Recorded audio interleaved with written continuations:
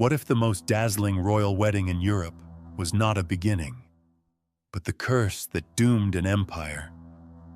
Picture Madrid in 1649. The Alcázar transformed into a cathedral of light. Chandeliers and candles blaze against walls draped in crimson velvet. The air trembles with the swell of music, trumpets and viols announcing a union crafted to echo through eternity. King Philip IV, robed in gold that gleams like the sun itself, extends his hand to Mariana of Austria, his young niece. Courtiers bow, whispers of awe ripple through the chamber, and the marriage is hailed as the triumph of the Habsburg dynasty, a marriage meant to seal purity, power, and permanence. Yet time would twist that vision into something grotesque. Shift the lens forward a generation and behold their only surviving son, Charles II, his body frail, his jaw deformed, his very existence marked by weakness. To some, he was the bewitched child, a prince haunted by curses. But the truth lay in the vows spoken on that radiant night, in the belief that purity of blood was strength rather than poison. What had been praised as divine unity revealed itself as the slow undoing of Spain, a rot that spread from the cradle to the throne. The question echoes with dread: how could the glow of candles and the thunder of music hide a seed of ruin so complete? This is the story of Philip IV, a king who sought eternity in bloodline, but found only decay. His obsession would not only consume his family, it would unravel an empire once thought eternal. Stay with us as we unmask the deadly choices behind the glittering facade. And if you wish to uncover more of the secrets buried in the shadows of history, watch until the end and subscribe to this channel, so you never miss the tragedies that shaped the fate of kings and empires. Philip IV entered the world in April 1605 in Valladolid, a city draped in banners and filled with the echoes of church bells. He was the first son of King Philip III of Spain and Margaret of Austria, born into the dynasty that commanded half of Europe. From the moment of his birth, the Habsburg crown hovered above his cradle like a silent promise. Courtiers spoke of him as if destiny itself had chosen his path. A child not of ordinary blood, but of a lineage that had bound kingdoms together and stretched its power across oceans. The Spanish Empire in that moment was still immense, its wealth flowing from the silver mines of the Americas, its fleets cutting through the seas like emblems of eternity. To be born into this house was to inherit the image of invincibility. The boy was paraded as a symbol of hope, the answer to every prayer that the dynasty's light would never dim. Tutors watched him closely, priests whispered of divine favor, and the people, gazing at his portraits, saw in him the reflection of a future ruler who would carry the empire beyond the horizon. He was not described as a child of flesh and frailty, but as a vessel of sovereignty, a prince born to rule.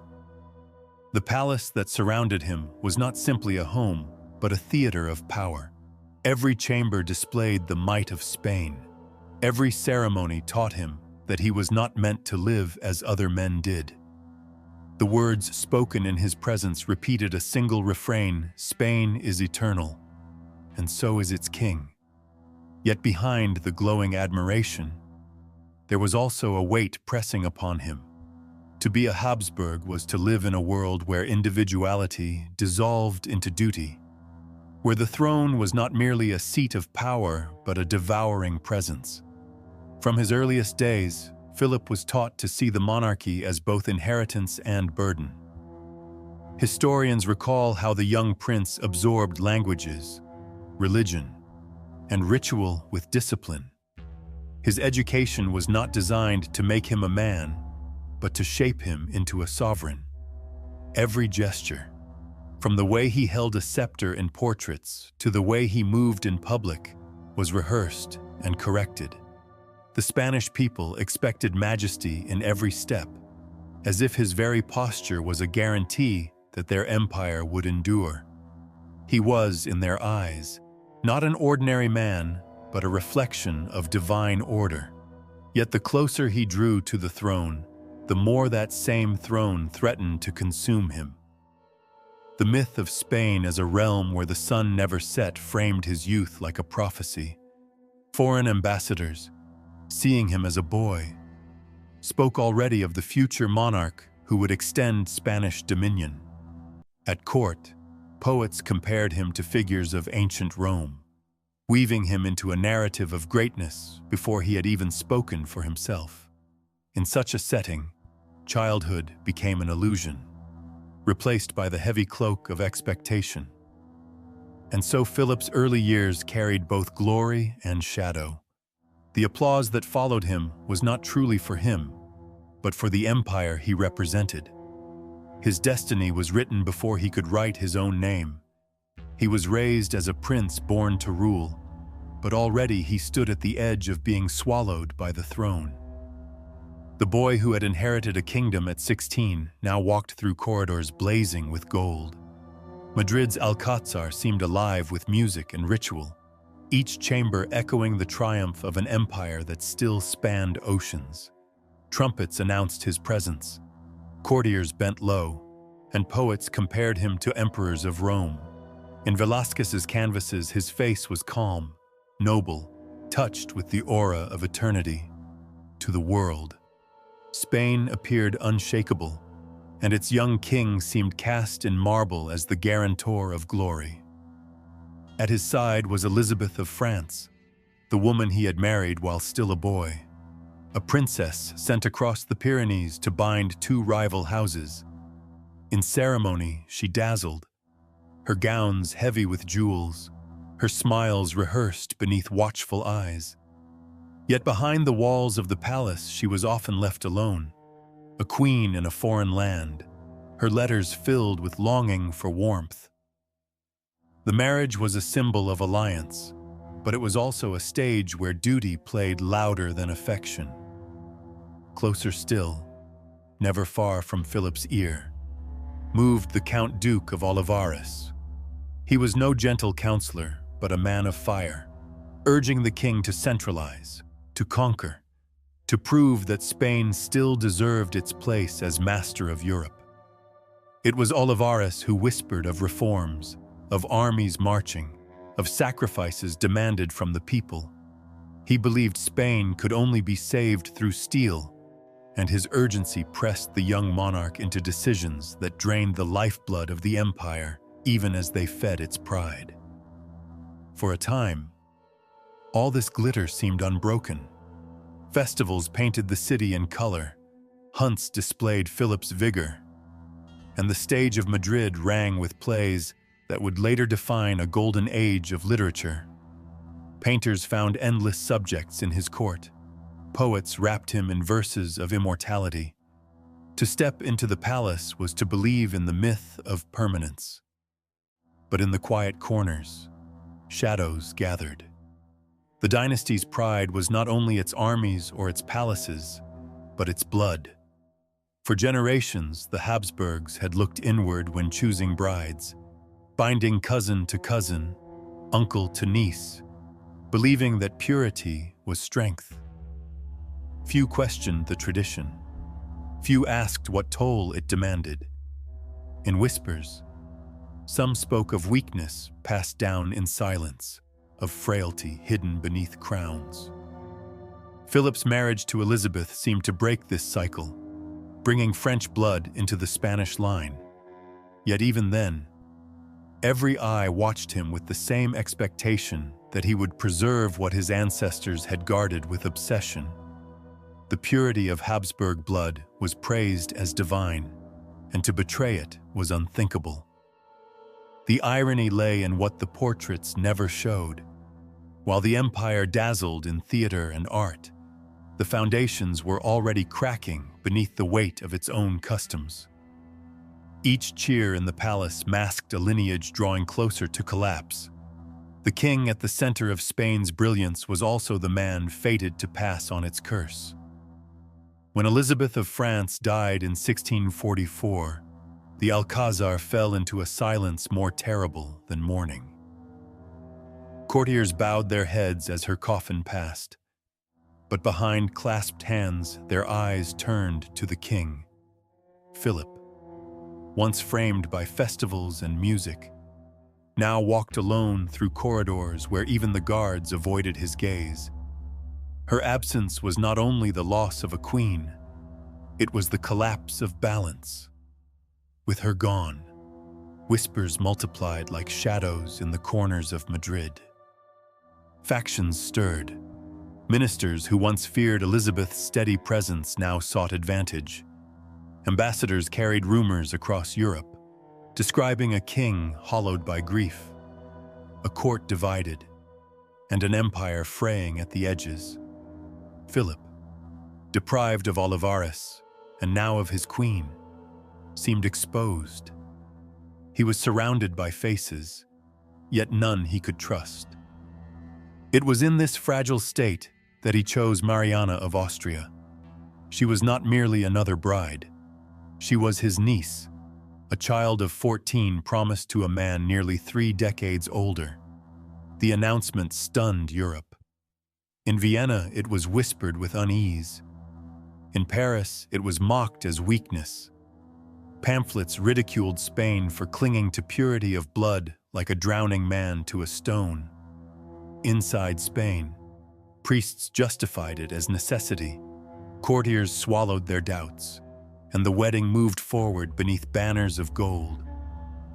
The cathedral glowed with candles. The trumpets rang out, but the atmosphere was brittle. Guests avoided each other's eyes. They clapped. They prayed. Yet the silence between gestures betrayed their unease. Mariana, draped in jewels too heavy for her frame, knelt beside a king who looked older than his years. The vows echoed, but the echoes sounded more like chains tightening around the dynasty. After the celebration, life in the palace grew colder.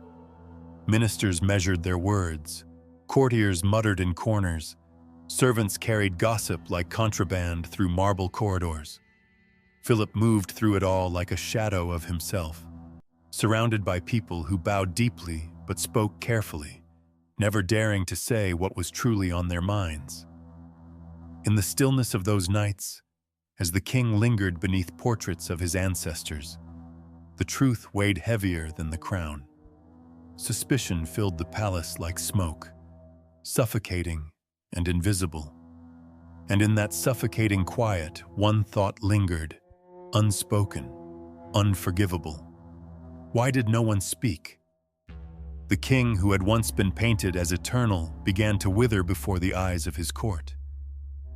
By the 1650s, Philip's body betrayed him. His hair thinned and silvered. His skin grew ashen, and a persistent cough rattled his chest until blood stained the cloth pressed to his lips. Nights brought no rest. He wandered the palace halls, unable to sleep, haunted by visions that blurred the line between memory and dream. Servants whispered that the king no longer commanded his own reflection. His eyes looked past them, fixed on something distant, something only he could see. What he saw most clearly was his son. Charles was born in 1661, the long-awaited heir, and with his arrival, hope should have bloomed. Instead, despair took root. The child's body told a story no poet could disguise. His jaw jutted forward. His speech was thick, his limbs frail. Seizures shook him. Illnesses lingered, and physicians circled helplessly with prayers and remedies that failed. To many, he became known as the Bewitched. To Philip, he was both miracle and curse, living proof of the dynasty's devotion to purity and the punishment it demanded. Each time Philip looked at his boy, he saw not only the future of Spain, but the reflection of his own choices. The court tried to mask the truth with ceremony. Portraits painted Charles in velvet and jewels, but no brush could erase his fragility. Philip sat in councils staring at documents without reading, his mind elsewhere. He confided to confessors more than to ministers, muttering about sin, about bloodlines, about the hand of God weighing on his house.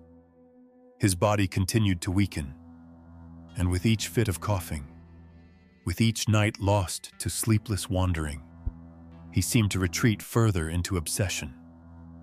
The Alcázar, once a theater of triumph, became a prison of gold. The marble floors echoed with silence, the corridors grew colder, and the king himself was its captive. He no longer ruled the empire with vigor. He endured it. His throne was not a seat of power, but a chair of penance, and the weight of his dynasty pressed him deeper into despair. Ministers carried petitions, but often they found Philip lost in thought, staring at the floor or at the crucifix, murmuring prayers more than orders. By the time the court gathered for audiences, they saw not the monarch of Velázquez's portraits, but a man prematurely aged, shoulders bent, breath shallow. The brilliance of Spain's golden age faded with the cough that racked his chest, with the haunted look that clouded his eyes. The empire still stretched across continents, yet its ruler was confined within the shrinking boundaries of his failing body and troubled mind. For Philip, the shadow of Charles never lifted. The boy grew, but each year revealed more of his weakness, more of the dynasty's curse made flesh. It was as if the palace itself turned against the king, each corridor reflecting his failure, each chamber reminding him of the heir he would leave behind. The legacy of grandeur had become a legacy of frailty. And so, the man once celebrated as the guardian of Spain's eternity found himself trapped in a paradox. He had fought to preserve the Habsburg blood, yet in doing so had secured its ruin. His body wasted away. His mind wandered in visions of guilt and dread, and the empire he had once embodied slipped beyond his control. The Palace of Madrid remained gilded, but within its walls Philip IV was a prisoner, consumed by the very obsession that had defined his reign. The bells of San Lorenzo de El Escorial tolled in the cool autumn air, their sound rolling across the granite walls of the monastery palace. It was October 1665, and within those walls, the King of Spain lay dying. Philip IV, once painted as the embodiment of majesty, was now a frail old man, his breath shallow, his body wasted by years of illness. The chamber around him smelled of incense and wax, candles flickering against stone that had witnessed centuries of kings and funerals alike. He lay on a heavy bed, his frame sunken into the cushions. At his side, priests whispered prayers, and servants moved quietly, careful not to disturb the final hours. Yet Philip's gaze was not on the crucifix or the priests. His eyes lingered on a portrait of Mariana, the niece who had become his second wife. In the canvas, she was forever young, her features composed, untouched by the years that had marked him. He stared at her as if searching for comfort, or perhaps for forgiveness. Outside the chamber, the empire still stretched across continents. But in that room, the world had narrowed to the slow rise and fall of a failing chest. The ruler of Spain, once surrounded by crowds, now seemed alone even in a room full of attendants. The rhythm of his breathing faltered. For moments there was silence, broken only by the rustle of robes and the murmur of prayer. Witnesses would later recall the strangeness of his final hours. There was no great speech, no dramatic gesture. Death came not with a roar, but with a whisper, a cough, a gasp. Then the flutter of breath that simply did not return. The candles flickered as if stirred by an unseen hand. One by one, their flames bent low. A single wick sputtered out, smoke curling upward into the dim chamber. The king was gone. The court reacted with ritual, but beneath the solemn processions lay unease. Philip's death left behind a throne no longer unshakable but fragile, a dynasty weighed down by the very traditions he had defended. The great Escorial, with its vast cloisters and silent bells, became not just his tomb, but the echo of a reign that had clung to grandeur even as it decayed. The body of Philip IV was prepared with all the ceremony befitting a monarch, but the power he once held had already dissolved.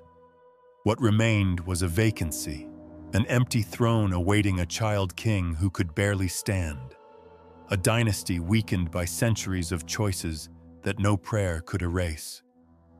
So ended the reign of a man born into glory, who had been painted as eternal, and who died with only a fading candle to mark his passing.